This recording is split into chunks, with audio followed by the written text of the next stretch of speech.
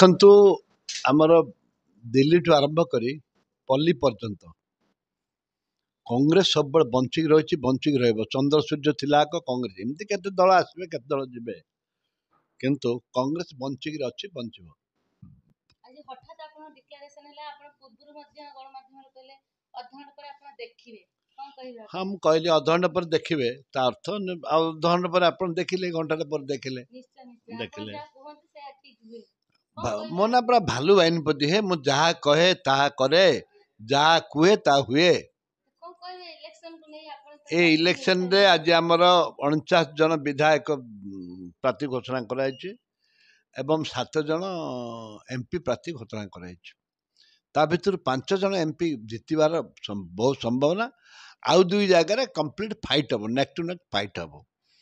এই ପରିପ୍ରେକ୍ଷୀରେ ଆମର ଯେଉଁ 49 ଜଣ ବିଧାୟକ, ତା ଭିତରୁ 22 ଜଣ ଜିତିବାଟା ସୁନିଶ୍ଚିତ। ଏଥିପାଇଁ ଆମେ ସମସ୍ତେ ମିଳିମିଶି କାମ କରିବା ଉଚିତ ଏବଂ ସବୁ କ୍ଷେତ୍ରରେ ଆମକୁ ଅର୍ଥର ଆବଶ୍ୟକତା ନାହିଁ। ଅର୍ଥର ସବୁ କ୍ଷେତ୍ରରେ ଯଦି ଆବଶ୍ୟକତା ଥାନ୍ତା, ମୁଁ ଗୋଟେ ସାଧାରଣ ପରିବାରରୁ ଆସିଛି, ମୁଁ 4 ଥର ବିଧାୟକ ହେଇନଥାନ୍ତି। ଏବେ ଲୋକ ମୋତେ ବିଶ୍ୱାସ କରିଛନ୍ତି, ମା ମାଟି ମୋତେ ବିଶ୍ୱାସ କରିଛି, ମୁଁ ଭୋଟ ପାଇଛି, 4 ଥର ଭୋଟ ପାଇଛି।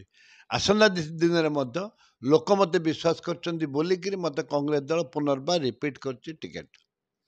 ଯୋଉଠି ଲୋକ ବିଶ୍ୱାସ ରହିଛି, ଯୋଉଠି ମା ମାଟି ବିଶ୍ୱାସ ରହିଛି, ସେଠି ଜିତିବାଟା ସୁନିଶ୍ଚିତ।